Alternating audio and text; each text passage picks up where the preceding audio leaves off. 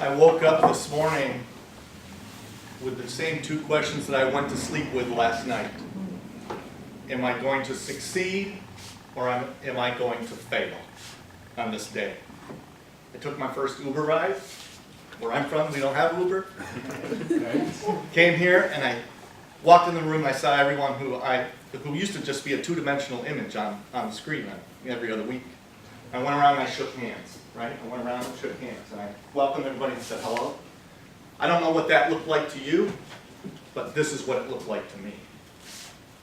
I remember Sergeant First Class Chris Chapin laying on the operating table with his hands out. Never look at hands the same again.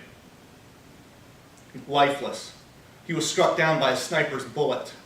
They were working feverishly in his chest to stop the bleeding. His hands, that's all I could see. I worked in medical healthcare in the Army my whole career. And I'm with Chris, a gentleman who I served 4 days with coming into Iraq on an overland convoy to get to our mission in Ramadi in 2005. His hands never became full of life again. And the only thing I could think of doing was to reach down and hold his hand because I'm the only one that could give him, before he passed, the feeling of another human touch, and he deserved that. Let me tell you something about war. War changes you. It offers the worst that humanity can offer: death, destruction, oppression, separation, and loneliness.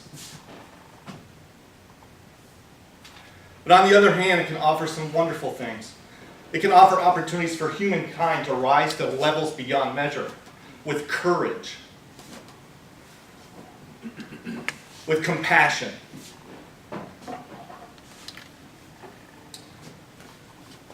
And what I learned was that the enemy that I fought on the battlefield, I brought home with me. And I brought it home in the form of an invisible wound.